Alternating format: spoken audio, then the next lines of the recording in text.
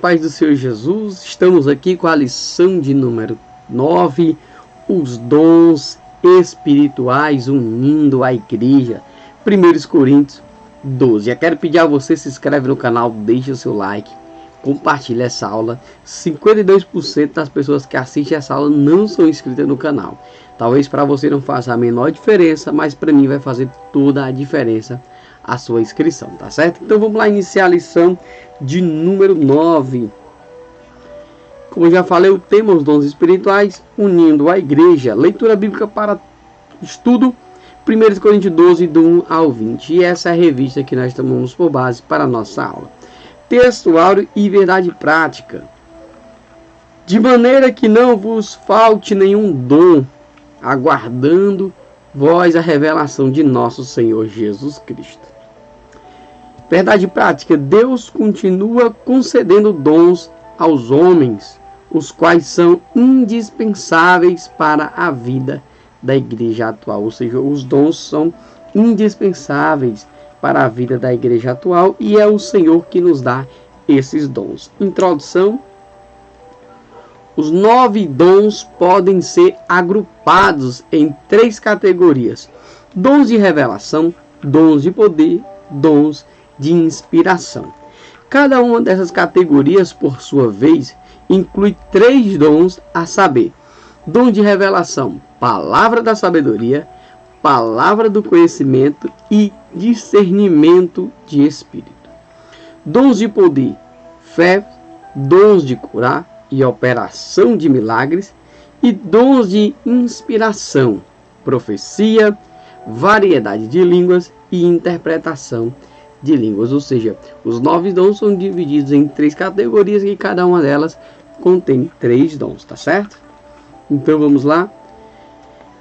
Os pontos, pessoal, aqui nós vemos que tem um ponto a mais, que é o número 4. Essa aula ela é um pouquinho maior do que as outras, tá?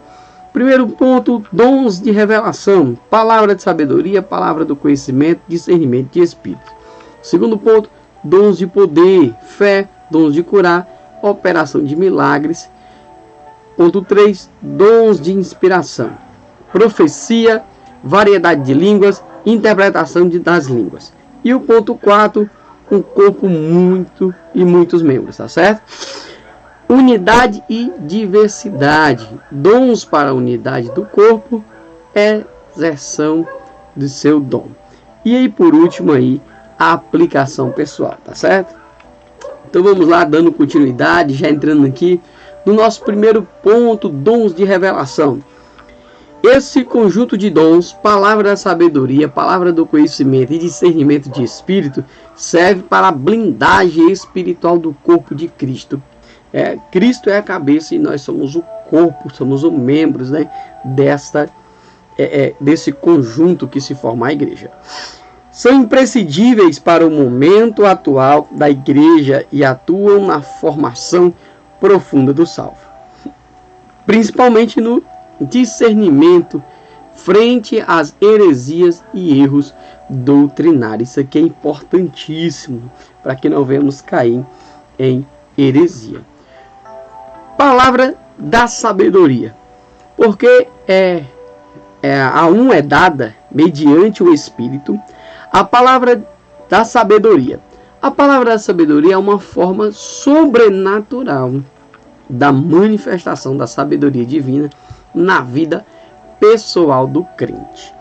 A sabedoria provém estritamente de Deus, que pode ser adquirida através da manifestação do Espírito e ensino da palavra de Deus. Exemplo, Salomão conciliou o Concílio de Jerusalém e exemplos, né, em Jesus Cristo. Pessoal, o que o texto já está nos dizendo aqui? Que a sabedoria provém de Deus e eu consigo essa sabedoria através do Espírito Santo de Deus, que nos ensina através da sua palavra. Aí a Bíblia diz que o princípio da sabedoria é o temor ao Senhor. E claro, nós vemos aqui exemplos como de Salomão, o Concílio de Jerusalém, e também aqui exemplos, diversos exemplos de Jesus Cristo, tá certo? Então vamos lá. Esse ponto é bem simples, né? Palavra do conhecimento. E a outro, segundo o mesmo Espírito, a palavra do conhecimento. Este dom, por sua vez, trata do conhecimento profundo e de origem divina. Ou seja, não é nada humano. Isso não é uma coisa rasa, é uma coisa profunda e provém de Deus, porque é divina. Está ligado ao primeiro e deve ocupar um lugar primordial na vida dos fiéis. A ciência e o conhecimento profundo ou a compreensão das coisas divinas de uma maneira sobrenatural. Então isso tem que estar em primeiro lugar. Ter o discernimento para saber se aquilo é ou não da vontade de Deus, está ou não segundo a sua palavra, tá certo? E nós temos que ter aí esse conhecimento profundo, ter essa compreensão das coisas divinas. Mas quem é que nos revela? O Espírito Santo. Lembra daquele versículo? Que os olhos não viu, o ouvido não ouviu, não subiu ao coração do homem, são as coisas que Deus preparou para aquele que o ama. E o versículo seguinte diz, mas o Espírito, ele nos revelou. O Espírito de Deus é que nos revela a santa palavra do Senhor.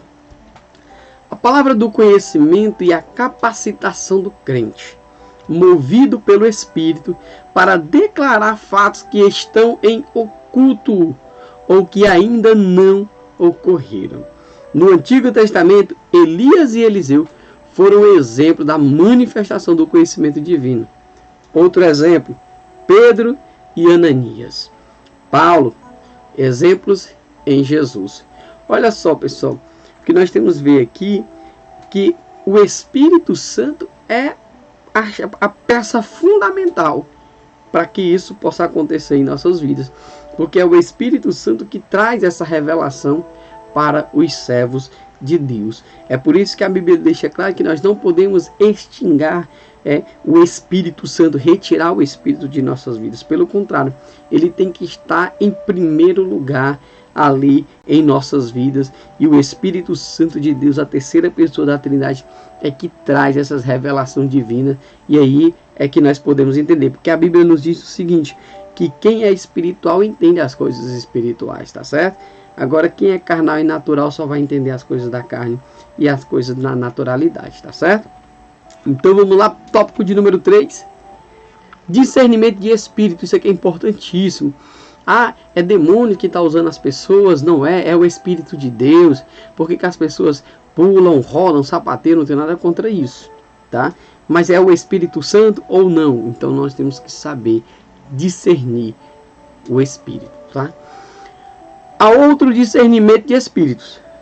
Na língua grega usa-se o termo diakrisis, que é traduzido como ato ou efeito de julgar, distinguir, ver claramente, verificar de modo sobrenatural a origem de uma ação, se é precedente do espírito do homem, de um espírito maligno ou do espírito de Deus. Então você tem que tomar cuidado. É o chamado meninice? É coisa de homens? É um espírito maligno que se apoderou da pessoa? Ou é o Espírito Santo de Deus que está agindo na vida da pessoa? Se você está na dúvida, o melhor é não arriscar. É pedir direção ao Senhor, discernimento, para que Deus possa lhe mostrar se é de Deus, se é dos homens ou se é do inimigo, tá certo? O discernimento é fundamental para reconhecer a natureza das manifestações espirituais que ocorrem em nosso meio. Um grande exemplo de manifestação de discernimento é um episódio envolvendo Jesus e Pedro em Mateus 16, do 3 ao 23. Então o que eu preciso saber, pessoal? O discernimento ele tem que ser fundamental para mim saber se aquela manifestação espiritual está vinda de Deus ou se essa manifestação espiritual está vindo do lado contrário, tá certo? Continuando. Nesta passagem, Jesus pergunta a Pedro o que os outros acham dele. Pedro, por revelação divina, olha a ação do Espírito Santo aqui, tá? Responde incorretamente. Mas logo em seguida, repreendeu Jesus quando ele falava acerca de sua morte. Olha uma coisa interessante. Aqui Pedro está sendo usado pelo Espírito Santo que recebeu a revelação. Tu és o Cristo, o Filho do Deus vivo. Aí Jesus diz, olha, não foi carne nem sangue que te revelaste não, Pedro. Isso aí veio do alto. Só que em outro momento, Jesus está falando da sua morte e Pedro diz, não, Senhor, tu não vai morrer não. E aí Jesus traz a repreensão dizendo para ele, ó, para trás de mim, Satanás, porque tu não conhece, tu não está entendendo os desígnios de Deus. Então pode uma pessoa ser usada pelo Espírito Santo na revelação e pode uma pessoa ser usada pelo diabo, pelo inimigo? Pode. Se ela der legalidade, o inimigo vai agir. Se ela der legalidade, o Espírito Santo vai agir. Lembra que a Bíblia diz que tem uma luta da carne e do Espírito? Então se eu estou buscando aquilo que é espiritual, o Espírito Santo vai me fortalecer. Agora se eu busco aquilo que é carnal, o diabo vai brincar, vai pintar e vai bordar. Então eu tenho que ter muito cuidado quanto a isso aqui. Isso aqui é o exemplo de uma pessoa que recebeu a revelação divina e também o diabo entrou na vida dele por aquele momento. Jesus teve discernimento para saber quando Pedro falara por revelação divina e quando falou sobre influência maligna. Exemplo, Saulo com Elimas, o mágico, né? E com a jovem adivinhadora. Outro exemplo em Jesus que a gente vai ver aqui, Lucas 13, 11 e 16. Esse aqui é bem conhecido, né? Que quando o Saulo repreende o espírito de adivinhação que havia na vida da menina e o demônio sai, e aí os seus donos, né, as pessoas que escravizavam ela, vendo que ela não podia mais adivinhar nada e a sua fonte de lucro tinha sido perdida, aí eles vieram perseguir a Paulo. Então o que acontece? A ação inimiga na vida das pessoas, e as pessoas, por ter fonte de lucro, elas não estão nem preocupadas. É por isso que existe uma diversidade aí de pessoas sendo cada vez mais enganadas, pessoas dizendo que vão trazer solução para as suas vidas, na verdade não vão, tá certo? Porque as pessoas precisam encontrar o caminho que é Jesus Cristo. E aqui nós já podemos ver o ponto de número 2, ó. Ela é extensa, mas os pontos são bem pequenos. Dons de poder. Para que nós queremos esse poder? Para apenas achar que somos fortes? Não. Esse poder ele tem um propósito. Deus nos dá um poder com um propósito. E aí nós vamos aprender agora. Fé. Há outro no mesmo espírito, a fé. O dom da fé é diferente da fé salvadora. A fé, como dom, é uma capacitação do Espírito Santo para a realização de proezas e feitos sobrenaturais em nome do Senhor. Pessoal, aqui no canal tem um vídeo que o tema é impossível não ter fé. Eu parto de um princípio de que existem 3 tipos de fé: natural, salvífica e sobrenatural. E aqui é a fé sobrenatural. É a fé que realiza e faz a realização de proezas e feitos sobrenaturais. A fé natural todos nós temos. Nós olhamos para o calendário, por exemplo, vemos domingo, próximo dia a gente vê que é segunda. Então a minha fé natural vai me dizer que amanhã é segunda, depois é terça, quarta, quinta, sexta e sábado. Isso é a fé natural. Já a fé salvífica é só em Cristo, que Ele é o único Salvador. E a fé sobrenatural que vai fazer realização de proezas. Nós vemos aqui a fé salvífica em Efésios 2:8, né? Que nós somos salvos pela graça, isso não vem de vós, é um dom de Deus, é pela fé, não é pelas obras, para que ninguém se glorie.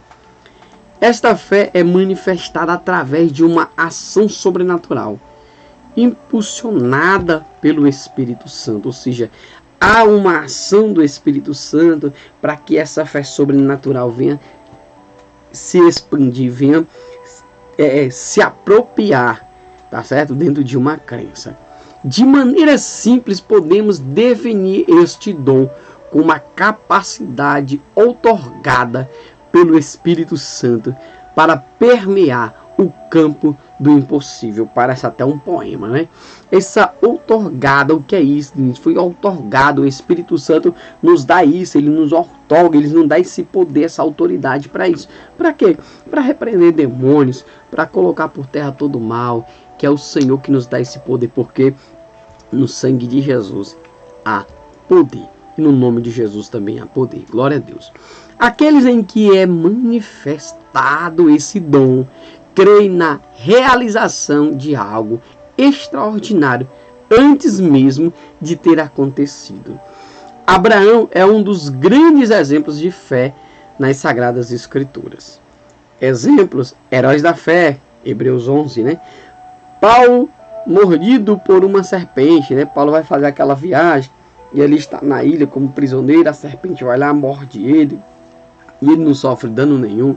E aquelas pessoas ficam achando que ele é um Deus porque ele não morreu. Foi algo sobrenatural. O Espírito Santo de Deus estava ali na vida de Paulo, tá certo? E agora o tópico de número 2, dons de curar, que é importantíssimo. E a outro no mesmo Espírito, dom de curar. Os dons de curar são recursos utilizados por Deus para a realização de curas milagrosas. Pessoal, existe a medicina, eu acredito sim na medicina e ela deve sim ser consultada, ser utilizada disso, mas existem curas que é só o Senhor que pode fazer. Tem coisas que os médicos não podem fazer, como a gente vê passagens bíblicas que os médicos não poderiam resolver e as pessoas encontraram o recurso em Jesus, e hoje não é diferente. E esses dons, para quem crer que eles são atuantes hoje, existe sim curas milagrosas. A pessoa estava com câncer e foi curada, ninguém sabe explicar. A pessoa estava com AIDS, foi curada, ninguém sabe explicar. É uma cura milagrosa. Quando o Senhor quer, Ele faz. Uma observação que deve ser verificada neste dom é que ele está no plural. Isto indica que são várias as formas e manifestação de curar realizadas através deste dom. Ou seja, são milagrosas, são coisas que não podem serem explicadas. E aí há uma diversidade. Apesar de, nos dias de hoje, o homem querer patentear a autoridade deste dom, temos que saber que é Deus quem cura. Pessoal, um exemplo, eu tenho o dom de curar, um exemplo, tá? E aí eu sei que Deus me deu esse dom. E aí as pessoas estão doentes. E eu passo agora a me apropriar desse dom para querer tirar proveito, para querer tirar vantagem, já que as pessoas estão me procurando. E aí tem pessoas que passam a vender a cura. Começa a negociar a fé das pessoas. E isso é totalmente errado. Porque quem dá o dom é Deus. E Ele nos dá de uma forma gratuita para que passamos para as pessoas. Deus nos dá o dom para que as pessoas possam ser curadas. E não para que essa cura venha a ser vendida. Tá certo? Então, se você tem um dom de curar, ore sim para que as pessoas sejam curadas. Mas não tente tirar proveito daquele que Deus te deu, porque um dia Ele vai cobrar e o preço é muito caro, tá certo? Temos que fazer como um dos alunos do profeta Eliseu, que ao deixar cair o ferro do machado, ou seja, seu instrumento de trabalho, reconheceu que era emprestado. Ele diz, tá lá com o machado, o ferro cai dentro d'água. Afundou. Ele disse, ai meu Senhor, e agora? O machado caiu dentro d'água e era emprestado. Eu tenho que devolver. A pessoa confiou em mim e me emprestou. Aí eu vou dizer, meu irmão, é uma fé milagrosa, porque uma base de ferro flutuar dentro da água, voltar à superfície, então isso é um milagre muito grande, isso é algo sobrenatural. Nosso instrumento de trabalho é a capacitação do Espírito Santo concedida através dos dons, mas isso não é nosso, pertence a Deus. Quem melhor o demonstrou foi Jesus. Exemplo, sombra de Pedro. A sombra de Pedro curava. Passava a sombra nas pessoas, ela curava. Mas o poder que estava atuante na vida de Pedro estava vindo da pessoa do Espírito Santo de Deus, vinda diretamente do Pai, do Senhor Deus, Criador dos céus e da terra. E aí Paulo também na ilha de Malta, tá certo? Diversos exemplos, glória a Deus. 3. Operação de milagres. A outra operação de milagres. A operação de milagres ou maravilhas não podem ser confundida com os dons de curar. Milagres está no rol de maravilhas extraordinárias.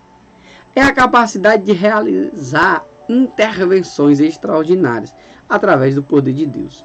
Tais realizações ocorrem na esfera espiritual e física, de forma que podem ser observadas a olho nu. Nas Escrituras temos inúmeros casos de operações de maravilhas. Continuando. O ministério terreno do Senhor Jesus foi marcado por vários casos de maravilhas. A ressurreição de Lázaro é apenas um dos exemplos. Olha só, isso foge daquilo que é comum, foge daquilo que é natural.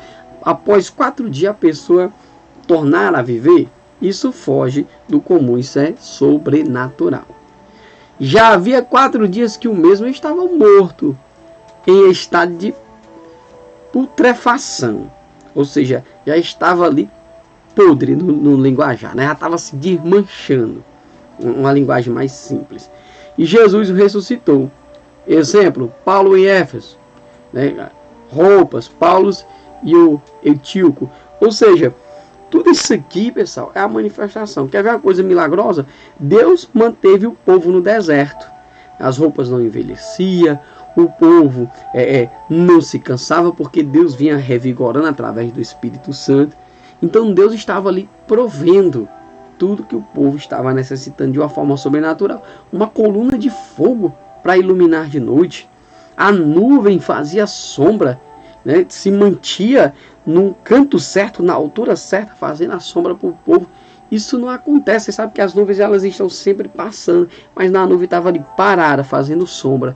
Isso é algo sobrenatural. Isso é algo maravilhoso. E agora nós vamos aqui para o nosso ponto de número 3. Dons de inspiração. Aqui é muito importante, pessoal. Muito importante mesmo. Profecia. E a outra profecia. Existe a profecia e existe a profetada. Aí é que está o problema. Tome cuidado. Nem tudo que é dito pelos homens vem de Deus. Dizem por aí que a voz do povo é a voz de Deus. Isso é uma mentira muito grande. A voz de Deus é que é passada para o povo, não a voz do povo que vai estar no lugar da voz de Deus. Isso não. Então tome muito cuidado. O termo significa falar em nome de alguém. Quantas pessoas estão tacando profetada em nome de Deus? Deus está te dando isso, Deus está te dando aquilo, Deus está mandando contar, e às vezes nem é. Tome cuidado.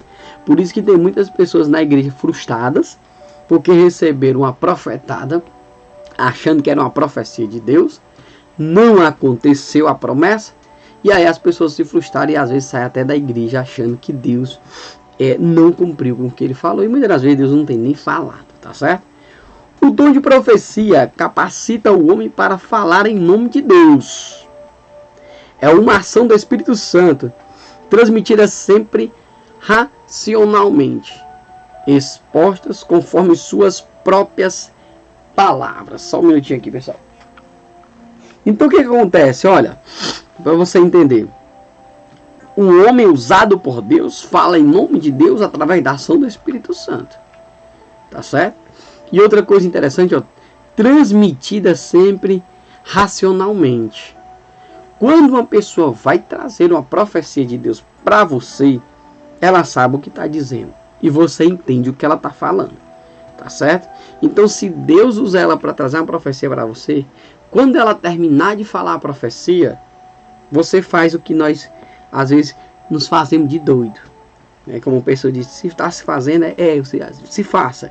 Chega para a pessoa, irmão, irmã, o que é que você falou mesmo? Eu não entendi bem direito. E aí ela vai repetir, por quê? Porque é de forma racional, ela sabe o que ela está dizendo. Mas quando é uma profetada, eita, Deus está falando isso, está falando aqui, não sei o que, não sei o que, não sei o que, não sei o que. Aí você pergunta o que era mesmo, irmão? Ixi, eu não lembro não sei não. Então não era de forma racional. Então você já sabe que não veio de Deus. Veio aí do sensacionalismo das emoções humanas, tá bom? A profecia deve ser expressa no idioma de quem profere e dos que ouvem. Sua ação é direcionada à igreja para que ela seja edificada, consolada e exortada. Ora, se a minha língua, que eu entendo, é o português do Brasil, a pessoa vai vir para mim para profetizar, sei lá, em castelhano, vai profetizar para mim em grego e aramaico, eu não vou entender nada. Qual a finalidade disso? Nenhuma. Nenhuma. Aí quer dizer que ela não pode? Pode, vai ter um intérprete. Alguém vai ter que interpretar porque eu preciso entender. Ou então o próprio Deus pode usá-la na língua que eu entendo. Pode, claro que pode. Tá certo? Mas tem que ter uma finalidade. A pessoa falar numa língua que eu não entendo, eu não vou entender nada mesmo a profecia. A profecia deve ser expressa aí no idioma. Tá falando a sua língua? Tá entendendo, meu irmão? É de Deus. Tá certo? Por quê? Porque ela tem um propósito. Qual o propósito? Sua ação é direcionada à igreja para que ela seja o quê? Ó, edificada, consolada e exortada. A profecia tem um propósito triplo. 3 objetivos no propósito: edificar, consolar e exortar. Nada mais além disso. Esse é o principal propósito da profecia, tá certo? Então vamos lá. Paulo incentiva o povo a buscar o dom da profecia, apesar da relevância espiritual e edificação que traz ao corpo de Cristo. Ele não possui relevância canônica ou escriturística. Pessoal, nós sabemos que quando falamos de cano, não é o cano PVC, né, aquele cano usado em água e esgoto, mas é o cano das escrituras, tá certo? Então, o que é que nós temos que entender? Paulo está dizendo, olha, busquem o dom da profecia, apesar da relevância espiritual e edificação que traz ao corpo de Cristo. O que acontece? Nós vemos que tem uma relevância, porque é para quê? Edificar, consolar e exortar. Ele não possui o que? Relevância canônica ou escriturística. Tá certo? Então o que Paulo está dizendo? Busque esse dom para o benefício dos ouvintes, para o benefício da igreja. Nenhuma manifestação do dom de profecia pode alterar de alguma forma os textos bíblicos, que é o que a gente vai ver agora das escriturísticas, ou acrescentar algo às escrituras. Exemplo: filhas de Filipe, Ágabo. Pessoal, se não está na Bíblia, então não fala. Existem 3 coisas: bíblico, extra bíblico, tá certo? E coisas antibíblicas. Vai ter coisas que não vai estar na Bíblia, que é só questão de história, que serve para conhecimento, mas não está na Bíblia. É apenas para história. Vai ter as coisas bíblicas, que é o que está no texto. E extra bíblico, que são coisas que a história vai estar narrando, que vai te dar um apoio ali.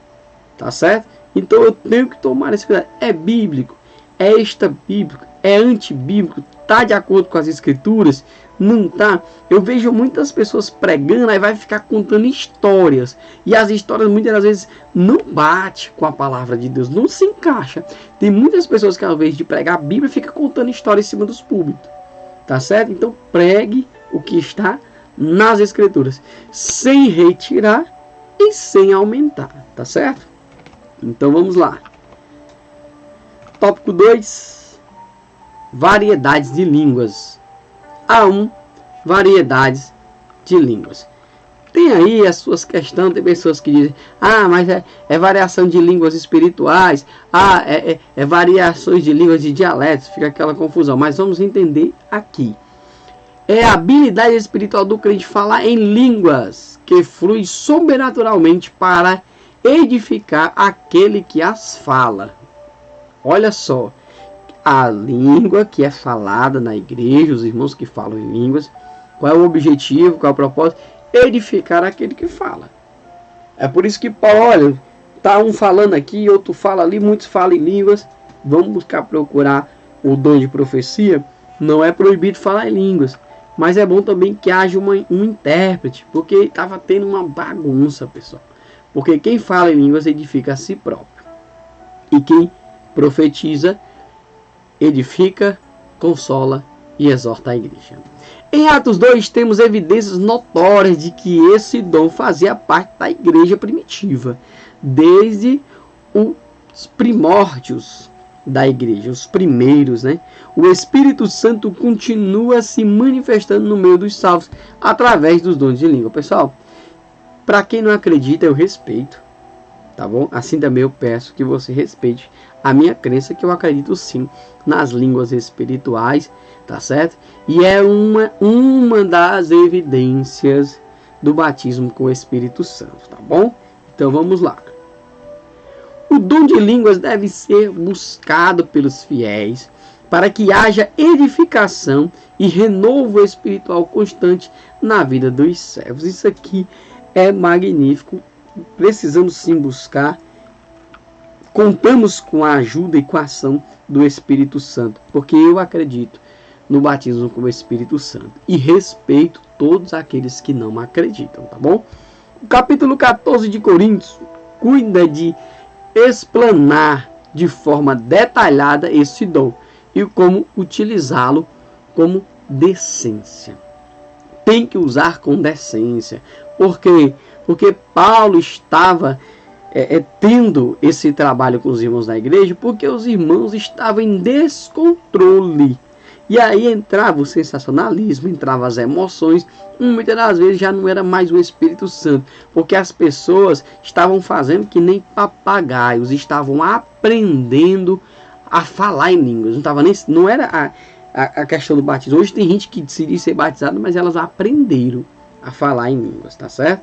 E tem algumas que até brincam, isso é uma coisa muito séria. A Bíblia diz que todo pecado é perdoado, mas a blasfêmia contra o Espírito Santo, ó, não tem perdão. Então tome cuidado com quem você está brincando.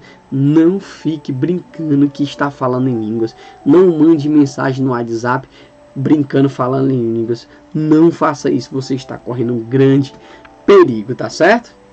Paulo aí e os exemplos dos discípulos em Éfeso. Vamos lá, dando continuidade. Tópico 3. Interpretação das línguas. Olha que coisa importantíssima.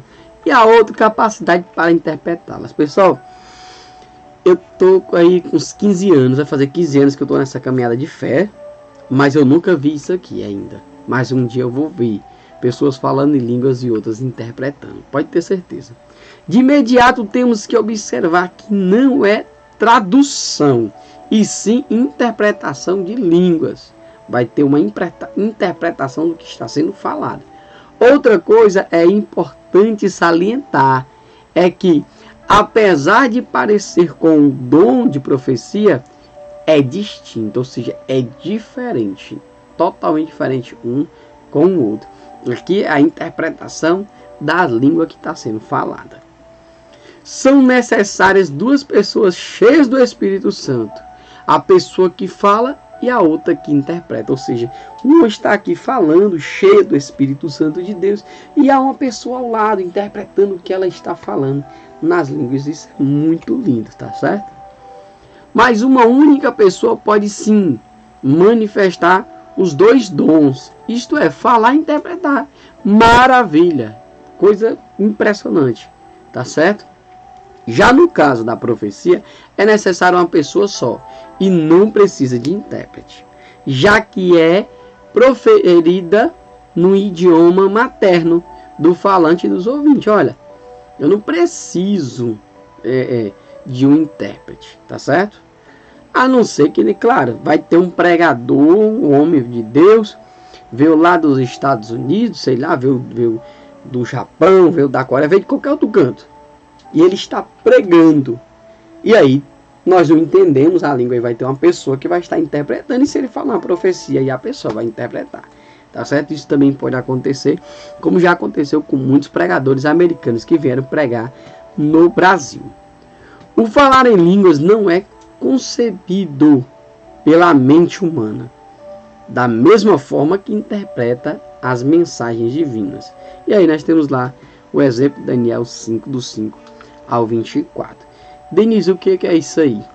O falar em línguas não é concebido pela mente humana. Não é coisa humana.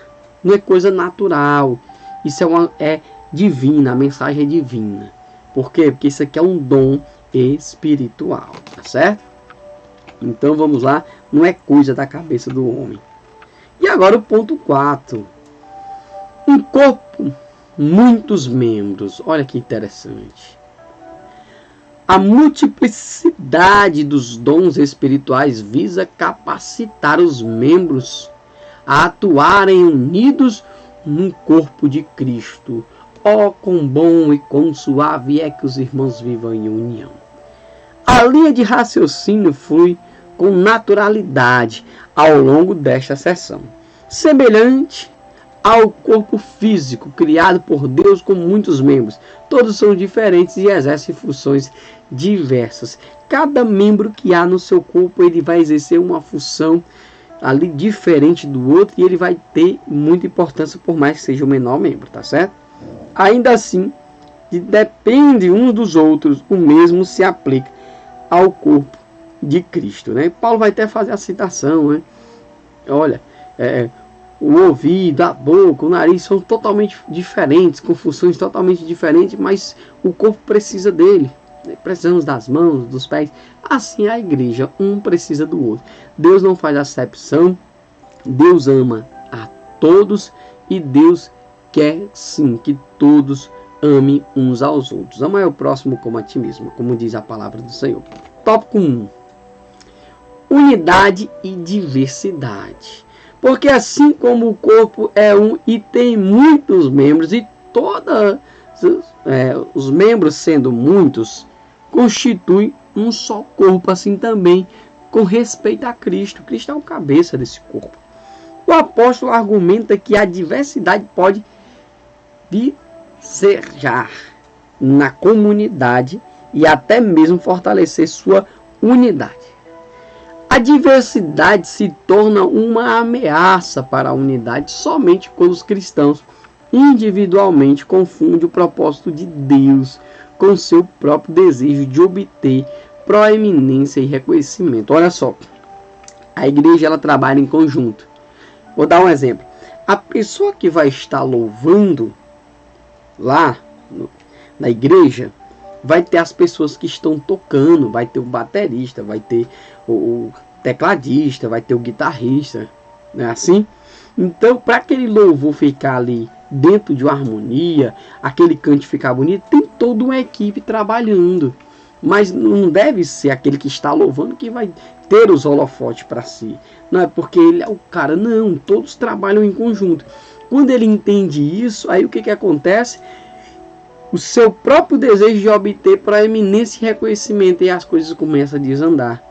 Quando eu penso que eu sou melhor, não, porque se eu não cantar na noite, o culto não foi bom. Se não foi eu pregando, não prestou. Não é assim. Se não for eu evangelizando, não vai ter crescimento. Não é assim. Todos trabalham em unidade, cada um vai ajudando o outro. Daquele que limpa a igreja com aquele que prega no altar. Todos vão sim depender um do outro. A tensão entre unidade e diversidade não é nova. Contudo, essa tensão é superada por meio da clareza do propósito de Deus ao conceder seus dons. Continuando. Por mais diversos que sejam, eles servem para capacitar e conferir poder a cada comunidade cristã, para que se demonstre o ministério de Cristo na terra. O desafio para aqueles que recebem os dons e reconhecem sua função como parte do corpo e entender como Deus projetou seus dons específicos para fortalecer outras partes a fim de que o corpo cumpra o propósito definido por Deus. Ou seja, Deus dá os seus dons, distribui os seus dons, né, dentro dessa especificidade. O que Deus faz? Para fortalecer as partes. E essas partes ela tem um fim. Qual é o fim? O fim de que o corpo cumpra o propósito definido por Deus. Uma pessoa vai ter o dom de milagres, maravilhas, outra pessoa vai ter o dom de curar, outro vai ter o da profecia, outro vai ter da interpretação de línguas. Então Deus distribui os dons. Eu posso ter mais de um? Pode, você busca, e se Deus quiser lhe dar, por que não? Tá certo? Isso quem sabe é Deus, e vai depender da sua busca, e aprove Deus querer nos dar esses dons. Os membros da Igreja de Cristo precisam resgatar o significado de viver como o corpo de Cristo. Assim como no corpo físico, nenhuma parte é dispensável, todas são importantes. Quero dizer uma coisa para você.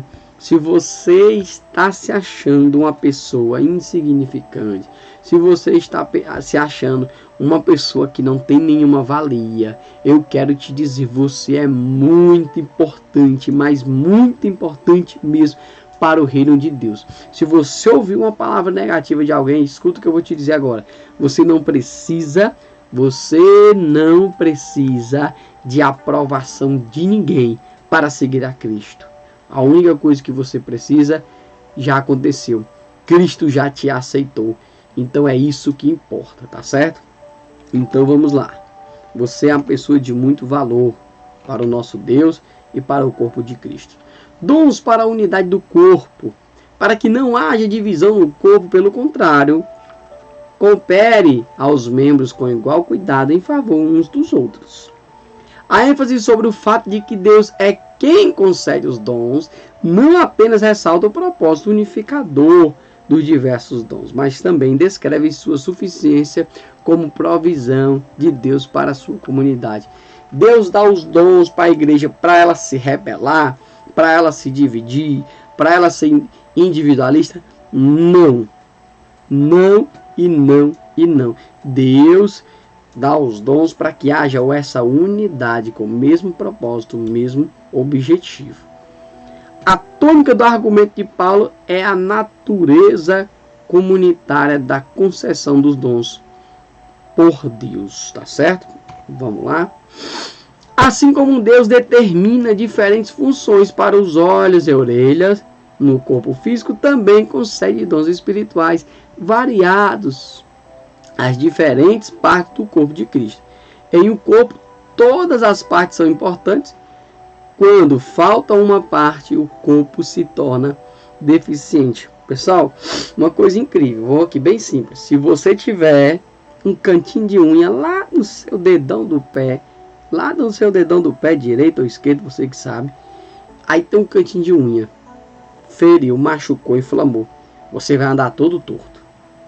Denise, experimente, mas não vai arrancar seu canto de unha não, tá?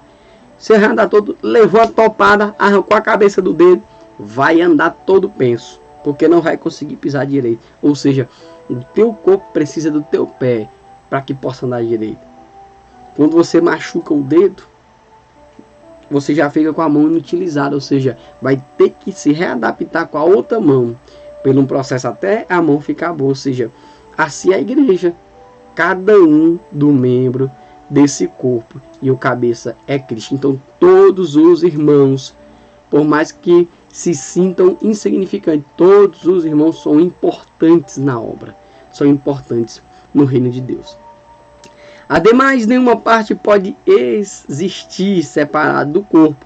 Se um dedo for cortado do corpo, o corpo sentirá falta, e o dedo desligado morrerá, com certeza. Pode ter certeza. Então, quando os irmãos estão unidos, o corpo está fortalecido. Quando os irmãos se separam, aí enfraquece o corpo, podendo até morrer. Tá certo? Então, vamos lá. Tópico 3. Exerça seu dom. Ora, vós sois corpo de Cristo e individualmente membros desse corpo.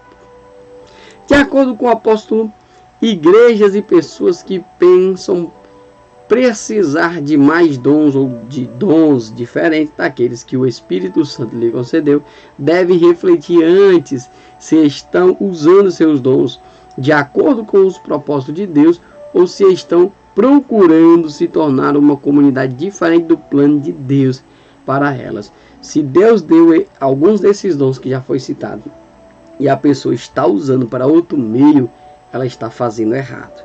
Ela tem que fazer para igreja ser exortada, consolada, edificada, para que as pessoas sejam curadas, para que as pessoas sejam libertas, para que as pessoas recebam de Deus a revelação do Espírito Santo, para que as pessoas recebam o poder sobrenatural.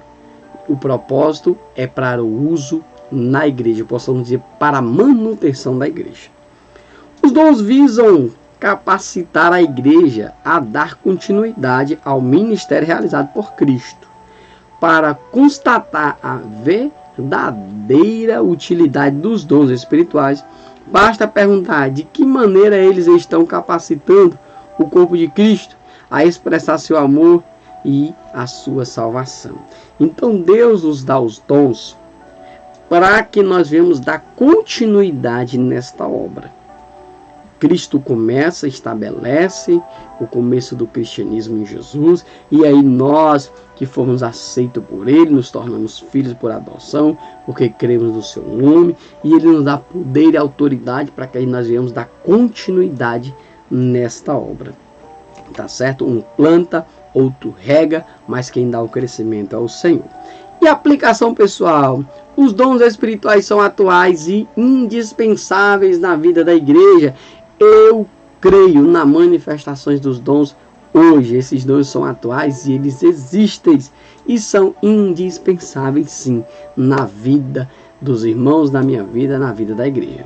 Visam o serviço cristão e o aperfeiçoamento do povo de Deus, jamais ao autoglorificação ou promoção pessoal. Não é para esse propósito. Paulo nos diz: mais longe esteja de mim gloriar-me, a não ser na cruz de nosso Senhor Jesus Cristo, a qual o mundo está crucificado para mim e eu para o mundo. Gálatas 6:14, tá bom? E os nossos agradecimentos: agradeço a Deus por essa oportunidade, agradeço a você que é inscrito, no nosso canal, a minha esposa Gabi Menê, aos familiares, aos amigos, a PEC por nos proporcionar essa revista, e a YouTube, né, por essa oportunidade maravilhosa de estar alcançando aí em outro estado ou até mesmo em outro país, tá certo? Que Deus em Cristo Jesus possa abençoar a vida de cada um de vocês, e você que assistiu até aqui, não se esqueça, se inscreve no canal, deixa seu like, compartilha e até o nosso próximo vídeo.